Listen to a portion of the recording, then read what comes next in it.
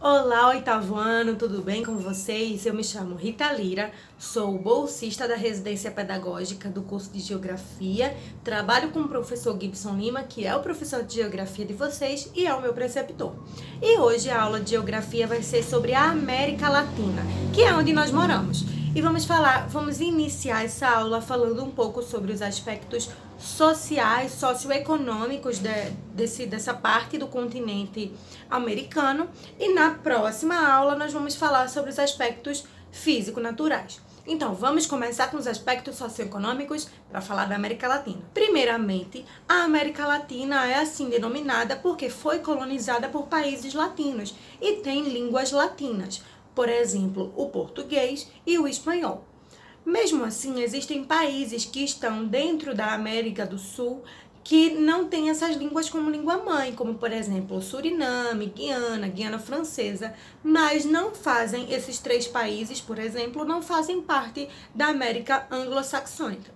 Na aula sobre a América Anglo-Saxônica, nós explicamos que para fazer parte tanto da América Latina quanto da anglo-saxônica, não é só o idioma que interfere, mas também as relações culturais, socioeconômicas, etc. Então, por isso, esses três países são considerados também da América Latina. A América Latina tem uma característica de colonização de exploração e não de povoamento, ou seja, o contrário da América anglo-saxã. Os colonos não vieram para cá para se instalar, eles vieram propriamente para a exploração, tanto das matérias-primas quanto dos povos originários. E isso interfere muito na relação socioeconômica que essa parte da América possui em relação à outra, a América anglo-saxônica, que também existem umas divisões de desenvolvimento.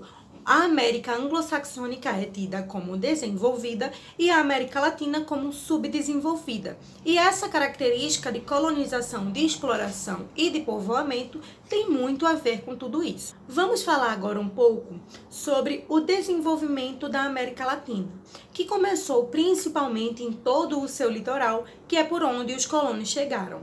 Ou seja, com a exploração da madeira aqui, depois da vinda já dos africanos trazidos como escravos para as Américas, também com a exploração de cana-de-açúcar plantado por estes, a exploração do milho e de frutas tropicais, já para exportação para países da Europa. Falar sobre a relação socioeconômica da América Latina faz com que a gente divida ela um pouco e fale um pouco sobre o que cada parte dessa América Latina tem de especial em relação à produção, tanto agrícola quanto industrial. Por exemplo, o sul da América Latina é muito forte na produção de trigo e de milho. O centro da América Latina, que é aqui no Brasil, no centro, principalmente centro-norte do Brasil, tem uma produção muito grande de soja, de milho, de algodão, de trigo também, que é chamada a fronteira agrícola do Brasil. Já na América Central, o forte de venda de exportação deles é de fumo e também de frutas tropicais, de frutas cítricas, como laranja, limão, abacaxi, manga. Dois tipos de agricultura são muito fortes na América Latina.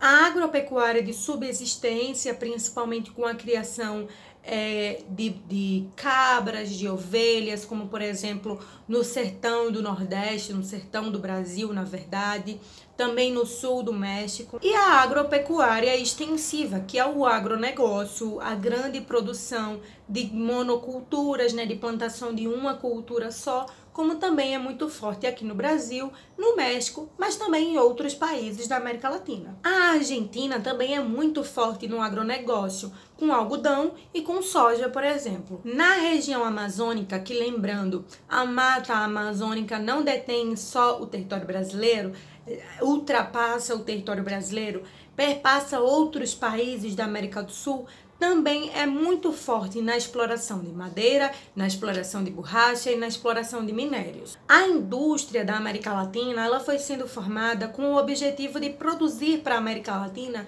materiais que antes eram importados, como por exemplo roupas, calçados, materiais de uso diário, e assim a indústria da América Latina foi começando a se desenvolver e hoje também nós somos grandes exportadores de uma diversidade de materiais. Também somos muito fortes em indústrias de montagem, como por exemplo montadoras de carros. Os dois principais países industrializados da América Latina são o Brasil e o México. É importante lembrar também que a América Latina perpassa desde o México até o Chile, ou seja, parte da América do Norte, toda a América Central e toda a América do Sul. Existem também muitas multinacionais, indústrias que vêm de outros continentes e se instalam na América Latina por alguns motivos econômicos, como por exemplo, a mão de obra barata que os latino-americanos possuem e também os grandes acordos fiscais que essas empresas fazem com os governos, além também dos incentivos e poucas leis ambientais que esses países subdesenvolvidos possuem e facilita com que grandes indústrias, façam aqui em território latino-americano coisas que as leis dos seus continentes ou dos seus países não permitam, por exemplo. Grandes acordos comerciais foram feitos dentro da América Latina. Um deles, muito importante, e que o Brasil está incluso, é o Mercosul, que é o Mercado Comum do Sul, formado por Argentina, Uruguai, Brasil, Paraguai e Venezuela. Temos também o Mercado Comum Caribenho, que é formado por Suriname, El Salvador, Guiana Francesa e algumas ilhas do Caribe. Temos também o Mercado Comum Centro-Americano, que é formado por todos os países que pertencem à América do Sul. E temos também o Pacto Andino, que é formado por países como Equador, Bolívia, Peru e Colômbia. Esse Pacto Andino é um bloco econômico. Por último, nós temos a Associação Latino-Americana de Integração, que de fato integra quase todos os países de toda a América Latina.